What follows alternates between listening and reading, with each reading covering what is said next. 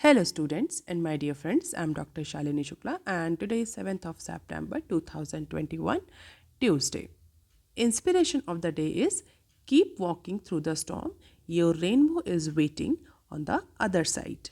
In today's discussion, we are going to cover these articles. Let's start with article number 1 given on page number 1. Multivariant COVID vax in the works.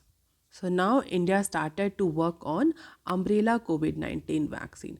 Umbrella COVID-19 vaccine, it will actually function just like a multivariant flu shots जो कि COVID-19 के कई different variant पर या उनके against effective होगी. So government institutions along with all pharmaceutical industries are examining if the cocktail approach to making a multivariant COVID-19 vaccine will work against multiple strains of ever mutating virus. जो कि हम कई बार सुन रहे हैं कि कोविड-19 का जो वायरस है वो डिफरेंट जियोग्राफिकल लोकेशंस में म्यूटेट हो रहा है और हर बार म्यूटेट होकर के उसकी जो एफिशिएंसी या हम ये कह सकते हैं कि जो उसकी रेजिस्टेंस है वो और ज़्यादा इंक्रीज़ हो जा रही है. ये वायरस के मैक्सिमम वायरस के साथ एक केस होता है. वायरस की बेसिक टेंडेंसी होती है कि that virus can get mutate and once it become mutate variant it is more powerful, more resistance to the available antibiotics, available drugs or available vaccines. And the very similar property we are seeing in the COVID-19 virus also. So इसीलिए India की जो pharmaceutical industries हैं they are working की जो cocktail approach है क्या ये जो बहुत सारे कोविड-19 के वेरिएंट डेवलप हो रहे हैं डिफरेंट जियोग्राफिकल लोकेशंस पर वर्ल्ड की क्या उसके अगेंस्ट इफेक्टिव होगा. While the officials did not divulge any details on it which institution is involved in this particular testing, how testing is going on, how much project is being cost, ऐसा कोई भी detail government के side से या pharmaceutical industries के side से अभी फ़िलहाल के लिए इस प्रोजेक्ट पर डिस्क्लोज नहीं करी गई हैं. और जो ऑफिशियल्स इन्वॉल्व हैं भी उनका ये कहना है कि दिस पर्टिकुलर प्रोजेक्ट और the product is not ready yet. अभी it is under the development process और एक बार ये डेवलप हो गई अगर ये शॉट मल्टीपल वेरिएंट शॉट तो फिर ये क्लिनिकल ट्रायल्स के जाएगा. तो अभी बहुत लंबा समय है बट एटलीस्ट इंडिया और Indian institutions pharmaceutical industry academia has been started working in tandem with each other for developing this multivariant or umbrella COVID-19 vaccine that may be effective for ever mutating virus and all the available variant of COVID-19.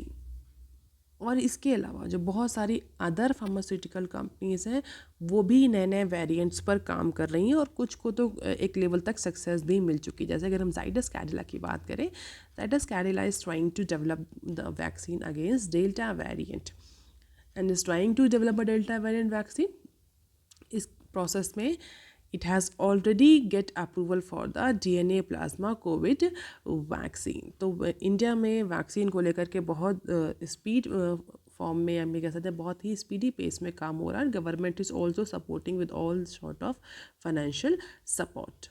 और अगर ये project successful होता है तो India के लिए जो third fourth wave के जो रिस्क हैं वो बहुत ज़्यादा मिनिमाइज हो जाएंगे. So multi variant COVID-19 vaccine will have 2 or more strain of SARS or COVID virus.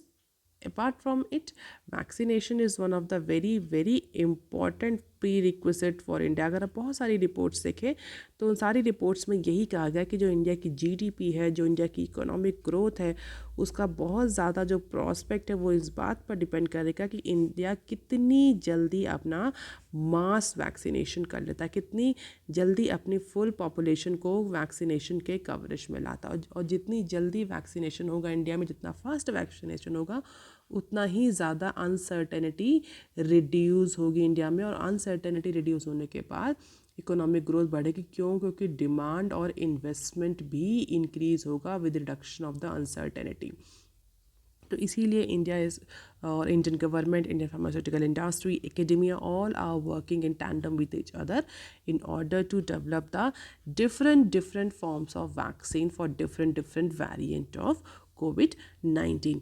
इसके अलावा कल मोदी ने इंडिया में जो रिकॉर्ड वैक्सीनेशन हो रहा है, इनॉकुलेशन हो रहा है, उसको लेकर भी अनाउंसमेंट किया. Prime minister Narendra Modi said on Monday that India was vaccinating at record speed of 12.5 million doses per day, more than the population of any or many countries in the world.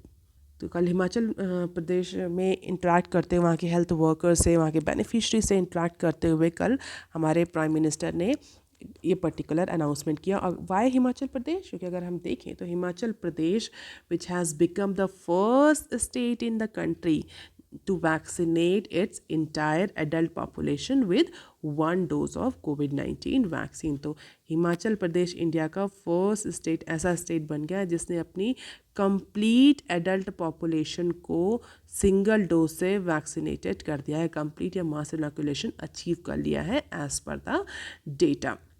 Himachal Pradesh के बाद गोवा, उत्तराखंड, त्रिपुरा और मिजोरम ऐसे स्टेट्स हैं जो कि approximately इस target को achieve करने वाले. गोवा ने तो अचीव कर लिया है, उत्तराखंड, त्रिपुरा और Mizoram is in the Q.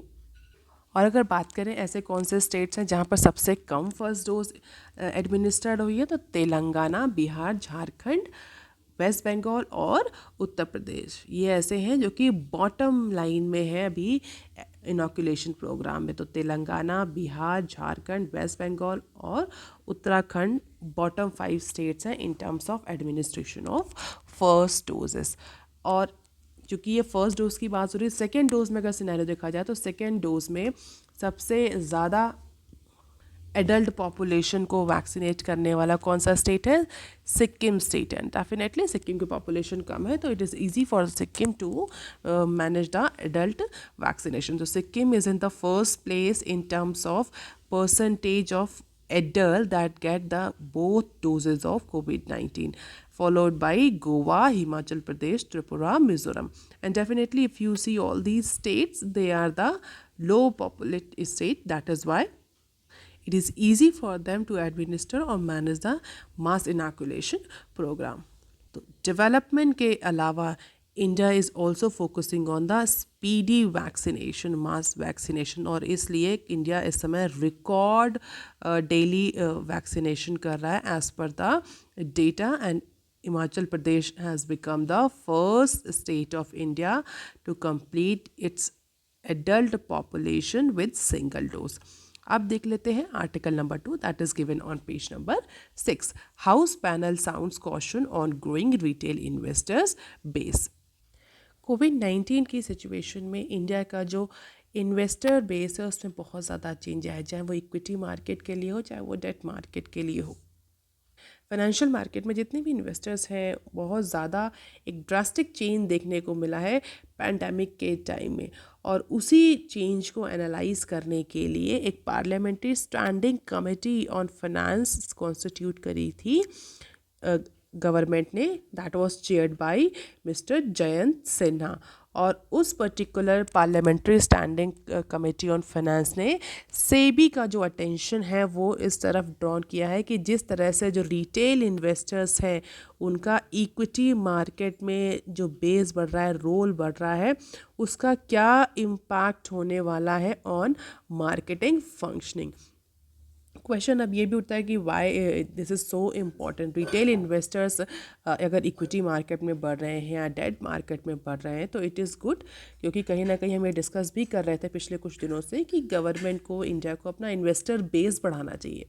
तो अगर इन्वेस्टर बेस बढ़ रहा है, चाहे वो रिटेल इन्वेस्टर बेस ही क्यों ना हो, अगर इंस्टीट्यूशनल इन्वेस्टर्स को छोड़ दें तो रिटेल इन्वेस्टर बेस ही बढ़ रहा है तो अच्छा है ना. कंपनीज के लिए it is good to have the money. पैसा उठाना, फंड रेज करना मार्केट से आसान होगा in terms of IPO and in terms of bonds as well. Then why it is a point of cautious for SEBI? Recent time में अगर आप देखें तो कोविड-19 में हमने ये देखा है कि जो IPO इशू हैं, IPOs जो हैं वो बहुत सारे आ रहे हैं और कई सारे लाइंड अप भी हैं, आने वाले भी हैं, जिसमें बहुत इंपॉर्टेंट जिस IPO का वेट हो रहा है वो LIC के IPO का वेट हो रहा है. और गवर्नमेंट का भी जो अप्रोच है वो इस बात को लेकर के है कि LIC में जो रिटेल इन्वेस्टर्स हैं उनका भी रोल एक सिग्निफिकेंट रोल रहे. लेकिन parliamentary standing committee on finance ने सेबी को ये बोला है कि जिस तरह से रिटेल इन्वेस्टर्स इक्विटी मार्केट में बढ़ रहे हैं, उनका रोल बढ़ रहा है, so it will become very imperative for the regulator. Who is regulator? Security and exchange board of India, SEBI regulator है। तो सेबी से बोला कि it is very important for the regulator to be cautious about the growing role of retail investor. Retail investors कौन से? तो छोटे छोटे इन्वेस्टर्स, हाउस होल्ड्स, इंडिविजुअल्स, जिनके पास बहुत ज़्यादा पैसा नहीं होता, but they actually invest their small small savings into these equity and debt market. छोटा छोटा जो पैसा है, अपना जो हार्ड अर्न मनी है, वो इनमें सेव करते हैं।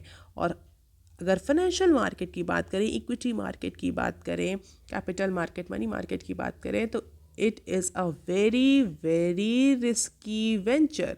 बहुत रिस्की वेंचर है। मार्केट कब किस साइड में मूव करेगी पता नहीं होता। बहुत टेक्निकल नॉलेज की ज़रूरत होती है। It's require very much technical knowledge to predict the outcome of a particular market की। अब जो मार्केट है, चाहे इक्विटी मार्केट हो चाहे शेयर मार्केट हो, किस डायरेक्शन में डेट मार्केट हो किस डायरेक्शन में जाएगी, ये प्रिडिक्ट कर पाना एक बहुत लॉन्ग टर्म में, जब आप नॉलेज होती है, आपको बहुत टेक्निकली साउंड नॉलेज होती है, देन यू कैन प्रिडिक्ट। बहुत नॉलेज की जरूरत होता है। क्या है, कई बार रिटेल इन्वेस्टर्स जो है वो ज़्यादा रिटर्न के लालच में they invest into risky ventures, they invest into junk instruments, और उसके बाद उनका जो हार्ड अर्न मनी है वो डूब जाता है, उनको लॉस होता है।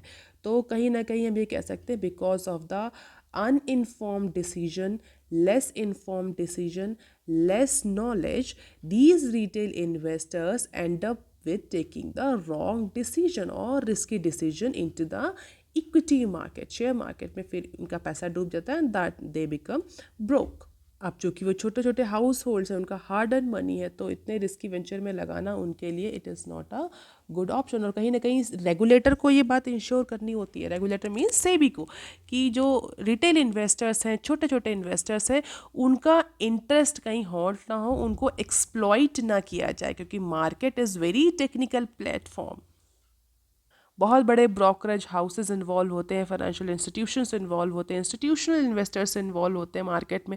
एक छोटी सी इन्फॉर्मेशन से मार्केट उठ जाता है और छोटी सी इन्फॉर्मेशन से मार्केट गिर जाता है। And that is why this panel learn to have caution the regulator on the speculative trading activities which could lead to spike in volatility in the market. And the panel also reviewed the outcome of the measures taken by SEBI in the key areas. Franklin Templeton के केस में, broker जो default हो रहे हैं उसके case में, financial crisis eight IL&FS, ये कि हमने डिस्कस किया था कि ये सब शेडो बैंकिंग इंस्टीट्यूशन जो कि बेसिकली इंफ्रास्ट्रक्चर में लेंड करता है, और जिस तरह से ये डिफ़ॉल्ट हुआ शॉर्ट टर्म और लॉन्ग टर्म लायबिलिटी मिसमैच के केस में। सो दीवान हाउसिंग, DLF के केस, इन सारे केसेस में, इन सारे की एरियाज़ में जिस तरह से सेबी ने मेजर्स लिए, उन सारे मेजर्स के आउटकम को भी रिव्यू किया है इस parliamentary standing committee on finance ने। और इस पर्टिकुलर रिपोर्ट में जो सेबी का रोल रहा है, ranging from regulatory scope to surveillance and recent policy measures, वो सारे स्कोप्स को डिस्कस किया गया है। और जो अपकमिंग चैलेंजेस हैं, जैसे कैसे, कौन से upcoming challenges, that is a growing role of investors, retail investors into the equity market and speculative trading activities, इनकी तरफ भी कमेटी ने सेबी का जो रोल रहा है उस पर डिस्कस किया। And committee discuss the functioning of the capital market in the light of recent volatile situation which needs to be done to ensure that the market continue to function smoothly throughout the different market conditions.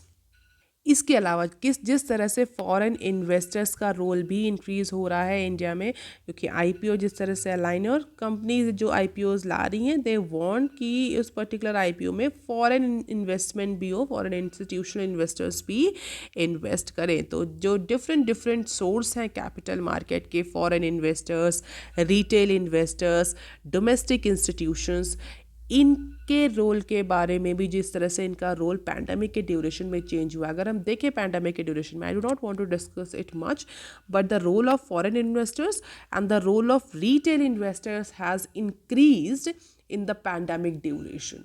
बहुत सारे reasons है, इसका सिर्फ एक reason नहीं है। Unemployment भी हमें देखने को मिला, अनएम्प्लॉयमेंट की वजह से जो हाउस होल्ड से they will actually relying on buying shares for their income, but चूँकि टेक्निकल नॉलेज बहुत ज़्यादा नहीं है, तो बहुत सारे केसेस में ऐसा भी देखने को मिला कि they end up with the loss. On the other hand companies जो है इस समय ज़्यादा IPO ला रही, तो जो फॉरेन इंस्टीट्यूशनल इन्वेस्टर्स है they are also investing into the startups इस समय फाइनेंशियल क्रंच की सिचुएशन में है बिकॉज ऑफ पैंडमिक। तो आज कई सारे स्टार्टअप्स जो अपना पहली फर्स्ट फंड रेडिंग एक्सरसाइज कर रही हैं, रेड हेरिंग प्रॉस्पेक्ट्स सबमिट कर रही हैं सेबी को। सो फॉरेन इंस्टीट्यूशनल इन्वेस्टर्स जो हैं वो इस तरह के जो वेंचर कैपिटलिस्ट हैं वो इस तरह के इन्वेस्टमेंट में ज़्यादा इंटरेस्टेड रहते हैं। तो पिछले कुछ टाइम से, या हमें कहें पैंडमिक टाइम से, जो फॉरेन इन्वेस्टर्स हैं, रिटेल इन्वेस्टर्स हैं, उनका रोल इंडिया की कैपिटल मार्केट में, फाइनेंशियल मार्केट में इंक्रीज हुआ है। The influx of new investor is boosting the trading volume in the secondary market as well.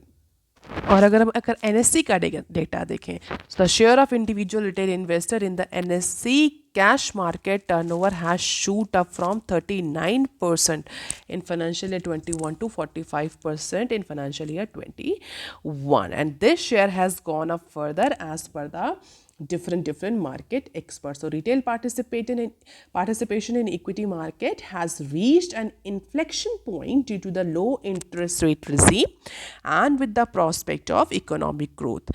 The year ahead will see more people tapping into the merit of trading and investment in our market as per the expert. और उसी के लिए committee ने सेबी को direct किया है कि सेबी इन particular की फोकस एरियाज़ में अपने रेगुलेशंस को देखे, इस बात को इंश्योर करे नए रेगुलेटरी फ्रेमवर्क से कि जिस तरह से इन्वेस्टर बेस चेंज हो रहा है, तो उस तरह से रेगुलेटरी फ्रेमवर्क भी अपकमिंग टाइम में चेंज हो। अब देख लेते हैं article number 3 that is given on page number 6। Exporters allies global shipping firms forming cartel seek government intervention. India का जिस तरह से एक्सपोर्ट बढ़ा है कोविड-19 पैंडमिक सिचुएशन में, क्योंकि डोमेस्टिक जो डिमांड है वो सबड्यूट है, तो जो भी प्रोडक्शन हो रहा है उसका मोस्ट ऑफ द पार्ट जो है वो इंटरनेशनल मार्केट में सेल हो रहा है, and that is Y export of India is increasing. और गवर्नमेंट का जो फोकस है वो भी यही है इस बार का आत्मनिर्भर भारत के तहत कि इंडिया को एक एक्सपोर्ट हब के फॉर्म में जनरेट करना। हमारा जो मैन्युफैक्चरिंग सेक्टर जो कि मिसिंग रह गया है, अगर किसी भी इकोनॉमी की बात करें तो कोई भी इकोनॉमी एक पर्टिकुलर लाइन से, एक पर्टिकुलर पाथ से मूव करती है। पहले उसका प्राइमरी सेक्टर ग्रो होता है, इसके बाद उसका सेकेंडरी सेक्टर ग्रो करता है, then tertiary sector. Primary sector means agriculture, mining, secondary is manufacturing, tertiary is service. India के केस में India has just jump from primary to tertiary. This lynching pin, manufacturing sector is missed in India, is not that much developed. और आत्मनिर्भर भारत के तहत government of India is trying to fulfil this gap. और ये आत्मनिर्भर भारत के तहत ही नहीं, अगर आप करंट गवर्नमेंट को देखें, जब वो इनिशियली फर्स्ट टाइम आई थी 2014 में, उसके बाद से ही गवर्नमेंट का जो अप्रोच है मैन्युफैक्चरिंग सेक्टर को लेकर के वो बहुत ज़्यादा पॉजिटिव रहा है। Make in India, made in India, skill India, इस तरह के प्रोग्राम इनिशिएट किए गए थे just to strengthen the manufacturing sector in India. और उसके लिए एक और मैन्युफैक्चरिंग सेक्टर को सपोर्ट करने के लिए apart from other policy initiative, exports को स्ट्रेंथन करने के लिए proper facilities provide, port provide करना, शिप्स प्रोवाइड करना, कार्गोज के लिए प्रॉपर कंटेनर प्रोवाइड करना, all these are the very basic requirement. If you want to increase the export in terms of manufacturing, you need to provide the proper port facility, proper infrastructure, proper ships, proper containers, then only their export at international level can be increased। तो उसी को लेकर के अभी recently container की crisis देखने को मिली थी इंडिया में। अब a crisis is staring exporter in the face with the high freight rates with the few ships and containers. और जो एक्सपोर्टर्स हैं उनका सिंपल ये कहना है कि जो बड़ी बड़ी शिपिंग कंपनीज हैं ये जानबूझ के कार्टेल फॉर्म कर रही हैं। और आपको पता है इंडिया में cartel formation is a mall practice, a legal practice. और इसको कौन रेगुलेट करता है, कमेंट सेक्शन में आप लिखकर बताएंगे। तो एक्सपोर्टर्स का कहना है कि जो बड़ी बड़ी शिपिंग कंपनीज हैं या कार्टल फॉर्म कर रही हैं, कार्टल फॉर्म करके प्राइस डिक्टेट कर रही हैं और जानबूझ के सप्लाई शॉर्टेज, कंटेनर की शॉर्टेज क्रिएट कर रही हैं इंटेंशनली, शिप्स की भी शॉर्टेज इंटेंशनली जनरेट करी जा रही है, जिससे कि जो एक्सपोर्ट के जो कॉस्ट है वो ज़्यादा बढ़ रहे हैं। They are dictating the price for containers, they are dictating the price for transportation, and that is creating problem for the exporter. So alleging that shipping containers are forming cartels, various industry players have approached the government और उनका ये कहना है government should take the intervention and setting up the large shipping company under its guidance to break the international monopoly. तो जो international shipping companies हैं, shipping companies अगर हम देखें, मित्सुई जैसी कंपनीज हैं, बहुत सारी कंपनीज हैं, तो इंटरनेशनल जो कंपनीज हैं, multinational companies, they are much involve into this. Indian companies का बहुत ज़्यादा इसमें रोल नहीं है। तो जो एक्सपोर्टर्स हैं उनका ये कहना है गवर्नमेंट एक खुद की कंपनी बनाए, इंटरनेशनल शिपिंग कंपनी, एक गवर्नमेंट इसमें इंटरवेंशन करे, जिससे कि जो मल्टीनेशनल कंपनीज हैं, फॉरेन कंपनीज हैं, उनकी जो मोनोपोली है शिपिंग के केस में वो ब्रेक हो सके। A major point the exporters are raising as a proof is the performance of a top 10 shipping companies in the world in past 1 year। और एक्सपोर्टर्स का ये कहना है कि जो शिपिंग कंपनीज हैं, they are actually using pandemic as an opportunity to increase the cost of shipping, to increase the cost of container, and for these top 10 companies no Indian company on the list। तो 10 ऐसी जो companies की list बनाई है जिस पर allegations हैं कि they are forming the cartels to increase the price, to actually create the intentional shortage of containers. तो उसमें जो मैक्सिमम कंपनीज हैं वो बेसिकली फॉरेन कंपनीज है, कोई भी इंडियन कंपनी उसमें नहीं है। और एवरेज ऑपरेटिंग प्रॉफिट जो है इन कंपनीज का, 10 कंपनीज का, वो 12 गुना बढ़ गया है। रेवेन्यू 66% बढ़ गया है, मार्जिन 27% बढ़ गया है। तो डेटा जो दिखा रहे हैं एक्सपोर्टर्स कि ये डेटा देखिए इस पर्टिकुलर फाइनेंशियल ईयर का, और इसको कंपेयर करिए प्री पैंडेमिक ईयर से यानी 2020 से।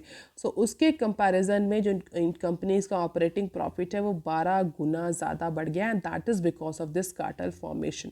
तो this was on the account of low base, rise in volume and increase in freight rate. और it is a time for the government to now intervene and create or establish one shipping company so that the monopoly of these top 5 shipping companies can be removed. So ranking in the mola, these are the top 10 companies who are actually having the large share of cargoes or the consignments and actually increasing their operating profit, their revenue by forming the cartel।